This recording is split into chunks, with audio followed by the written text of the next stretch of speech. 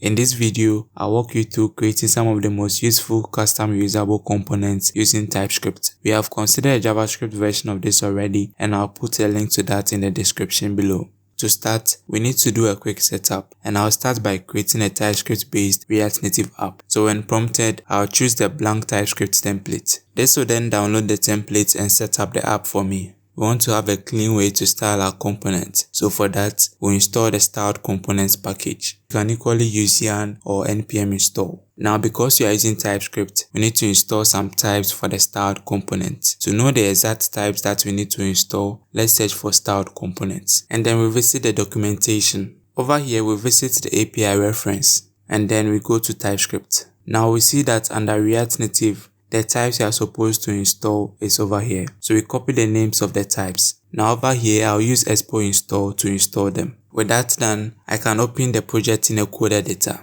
Now I can also start the application using Expo start. This will start the Metro server, and I can proceed to open the app on an emulator. We have a more detailed video on the app creation and setup, so I'll link to that in the description below. Now starting with our components, we want to keep everything organized. So we'll create one components directory to keep all our components. Inside this component, the first thing we want to do is to create a colors file. And now because of TypeScript, all our files will end in .tsx. Now in this colors file, we want to define some default colors for all our components. This will make it easier to ensure consistent colors across all our components and pages. You can create the same objects on your end if you want a similar outcome in your work. With that done, we move to creating our first main component, and that will be a container. So for that, we want to organize it in a containers directory under components. In this directory, we want to create our first container file, which we will call main container. Main container because to be the outermost container that we'll use on all our pages. This will ensure some initial consistent styling on all the pages. So to start this, we'll first bring in React. After this, we'll create a function for the main container. And then we will export the main container as the default of the file. Now because we are using TypeScript here, we want to tell it exactly what to expect from this function. And this will be a function component. Now this will let TypeScript know that we're expecting a function component from this main container. But as we can see, we have a red line here. This is because we are not returning anything yet, which makes this a function component. So to start handling that, let's bring in our styled component. We have to ensure to specify the native version of styled component. Now we want to create a styled component which we'll call styled view. This will be based on the view component. For the styling, we first want to give it a flex of 1 so that it can fill the entire screen. After that, we want to give it a padding of 25 pixels. And also at the top of the view, we want to increase the padding a bit. And also we want to give it a background color of primary. For this primary color, we'll bring it from our colors. With that done, we can return this in the main container. And now we can see that the error is gone. Now we need to add some more types and properties. But before we proceed, let's go to the app file and import our main container. Now in the return of the app function, we want to replace the view here with the main container. We should see that the background color has changed.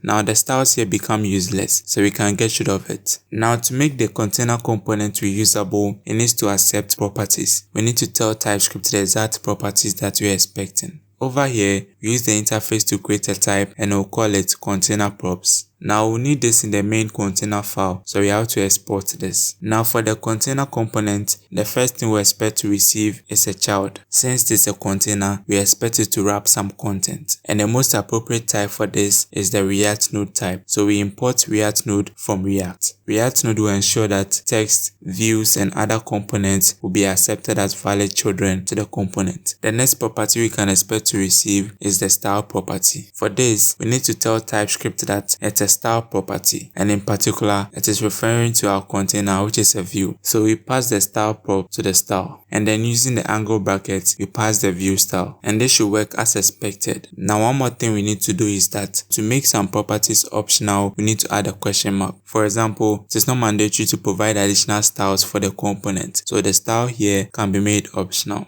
Now we can go back to the main container file and import our container props. Now we can specify the type of our props by passing it to the function component using the angle bracket. With that done, we can now take in the props as a function parameter. And then in between the styled view, we can target the children property and pass it as a child. Now we have an issue over here, but more on that later. Also, since there is a chance of receiving a style property, we want to target the style property from the props and pass it to the styled view. Now focusing on the error here, on a normal day, this shouldn't be a problem because this is an acceptable way of passing the children property in TypeScript. But this can happen when some particular versions of TypeScript and React meet. So this might or might not happen on your end. So in this case, one of the ways to fix this is to wrap this with a fragment, and this should get rid of the error. But once we start doing this, every component that we create, we need to make use of the fragments in it. And this is not the cleanest way of doing things, so we can get rid of this and find another solution.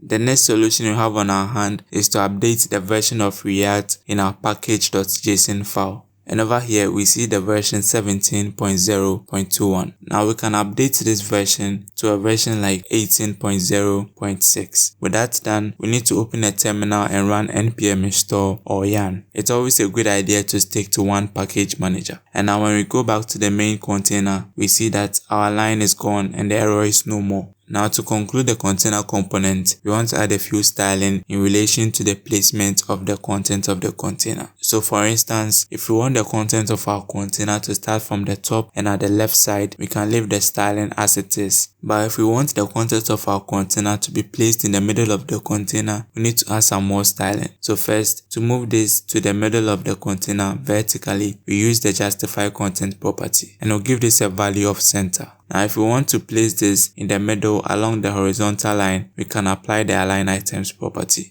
And then our text is completely in the middle. And any other content that we pass to the container will appear starting in the middle. Now the next component on our list is a text component. So we go to our components directory and create a directory for text. Now for the text in our work, we want to create a set of text components. So we'll create a text component for a small text, a regular text, and a big text so that we can get an appropriate one for any situation that we need some text. Now to start the small text, we can copy the content of the main container since it will follow a similar pattern. Now the first thing we'll do is to change the name of the component to small text. And using Ctrl D, we can select them both. Now the text component will also need some types for the props, just like we did for the main container. And now once again, we want to copy the content of the types for the main container. And then we go to the types for the text and then paste it here. Now instead of calling our type container props, we'll call this text props. And then for the properties, you can expect to receive a children property, so this is fine. And also for the style, you can expect to receive some style property. But in this case, we are styling a text and not a view, just like so. Now back in the small text component, we can change the import here to text props. Then we can copy it and then replace the container props here with text props. Now let's have a look at the styled view we have over here. In this file, we don't need a view, but we need a text property. So instead of styled view, we can change this to styled text. And to save us some time, we will use Ctrl D to select all the styled view here and change the value to styled text. Now for the actual component here, we change it to text. And then we can get rid of all the properties here. The first property we want to set is the font size. And for this small text, we'll set the size to 13. Now we also want to set a color for this and we'll set it to the black color from our colors. So we can import the black color from our colors. Also by default, we want to align our text to the left. Now this concludes the work for the small text. So we can move on to the regular text. Now this will be very similar to the small text. So we copy and paste the content. Over here, we start by changing the name of the component to regular text. The only difference between the small text and the regular text will be the font size. So over here, we change the font size to 15 pixels. And then we move to the big text. Once again, to be very similar to the others. So we can paste the content we copied. And then we change the name from small text to big text. And once again, the only difference will be the font size. So we change the size here from 13 to 30 pixels. Now let's go back to our app file and import our text components.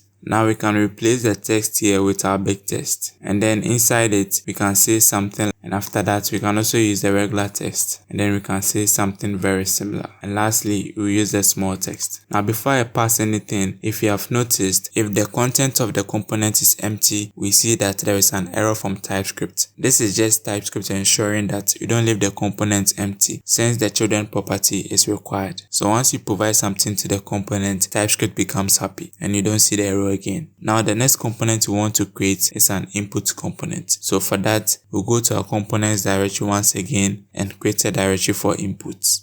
And under the input, we'll call our first file style TextInput. Now once again, to start this off, we copy the content of the main container and paste it here. We start by changing the name from main container to style TextInput. Now the next thing we want to work on is the types we have over here. This component will need some types as well, so we create a types file under input. And then once again, we can copy the types from the main container and then we paste it here. Now for the types for the input field, we want to do something a bit different. This is because we are in a situation whereby the input field can accept a ton of valid properties, and that will be a problem to list all of them. So to do that, we import one property from React Native, which will cover all the properties for the input field.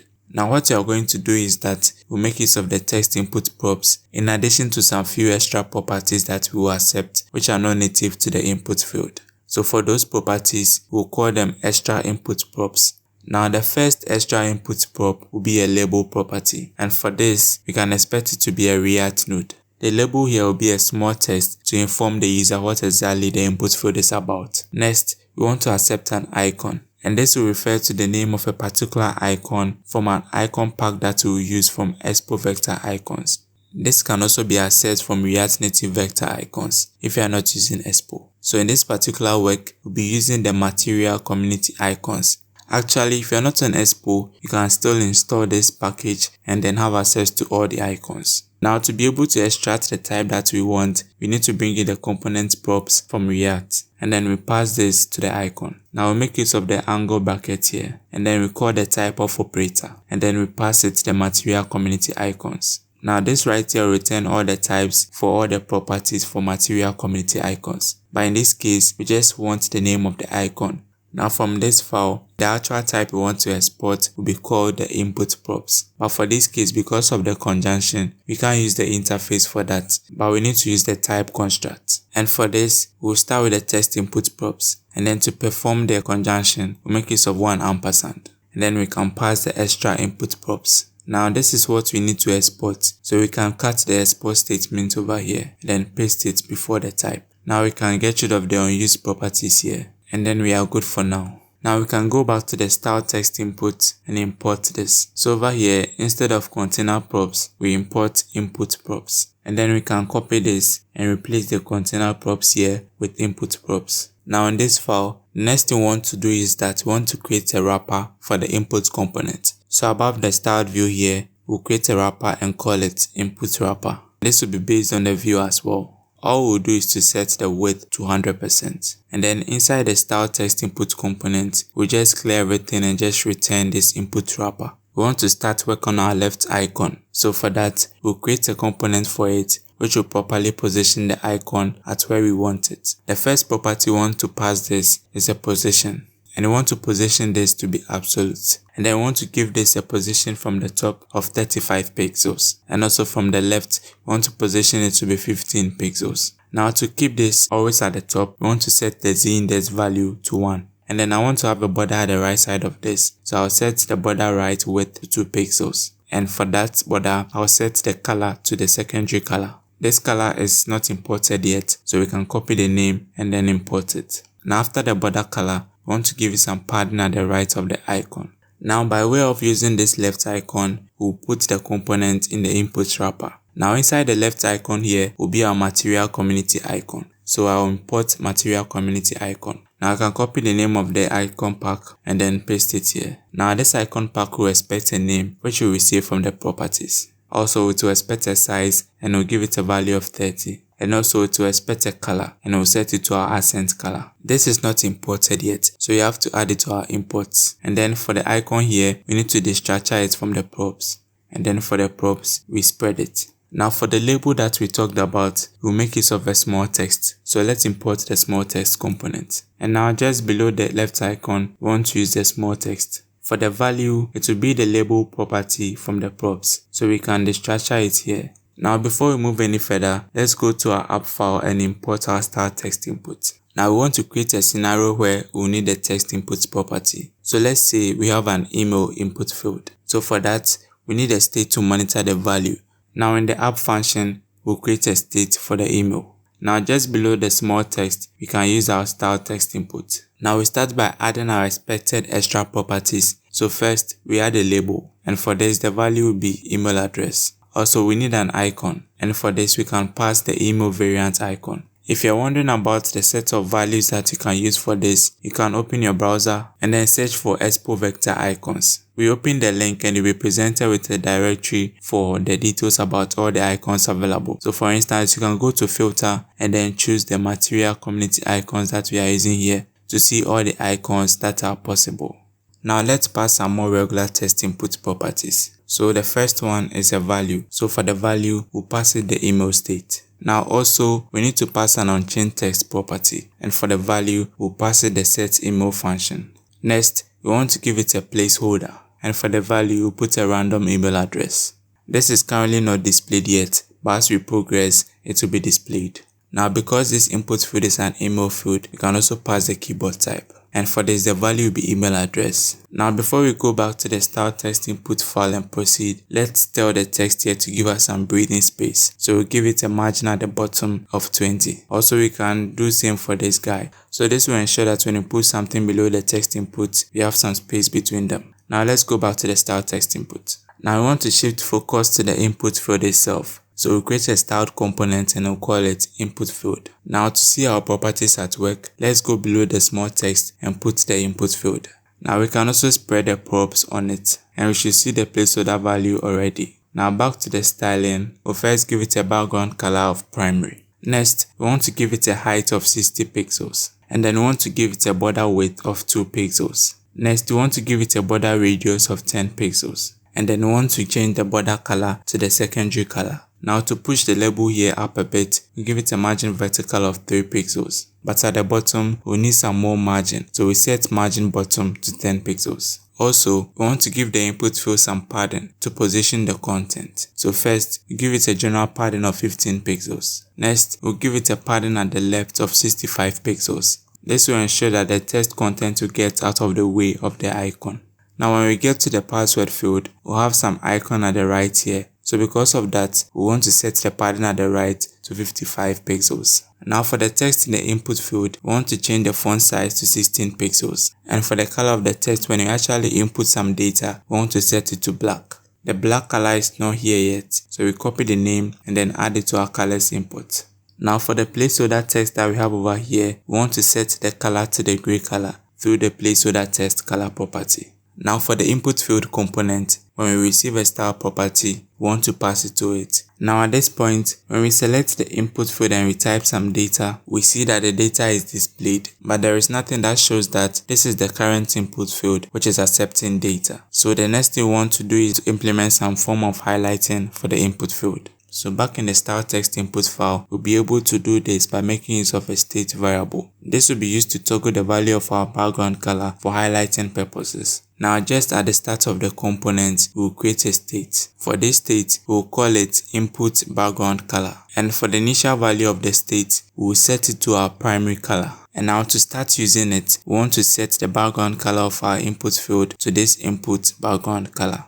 Now to be able to toggle the value of this background color, we need to make use of the onBlur property of the function and also the onFocus property. The onFocus property will let us know that the current input field has been selected, and the onBlur property will let us know that it is no longer in focus or has not been selected. So let's create two simple functions for these properties. So first, we create one for onFocus. Now in this function, should we receive another onFocus function from outside the component, we want to call that first. For example, if you use a package like Formic, you receive a handle onBlur function and the handle onFocus function to be passed to the input field. Now right after that, when our input is in focus, we want to set the background color to our secondary color. This will ensure that our background will be highlighted. Now we copy and paste change this, and then we'll change the name of the function to custom umbrella. Now over here, we'll call the umbrella function instead, and then we set the background color back to the primary color. The primary color being the default color that we started with. Now we pass these two functions to the input field. Now when we tap on the input field, the background should change, and it shows that the current input field has been highlighted. Let's go to the app file and duplicate the input field so that we can tell the difference clearly. Now let's say we use this input field for full name. So let's copy and paste the state here. Then we can change the second one to full name. And also for the second input, we can change the label to full name. For the icon, we'll change this to account. This will give us the human looking icon. And then for the value, we'll change this to full name. And the unchanged text, that will be set full name. For the placeholder, we can just put a name there. And then for the keyboard type, we'll not need it since this is not email. And now we have another complete text input for a different purpose. So now when we select the top input field, we see that it's highlighted, but the second one remains the same. And when we select the second input field, it is highlighted, but the first one changes back to the default settings. So we can type whatever we want here. And when we submit it, it will come back to the default. Now a very common situation is to have an input field specifically for passwords. And in that situation, you can put an icon on the right side here to toggle the visibility of the password field. So to start that, let's first duplicate one of our input fields. Let's go to the top and duplicate the state. And for this, we can change the name of the state to password.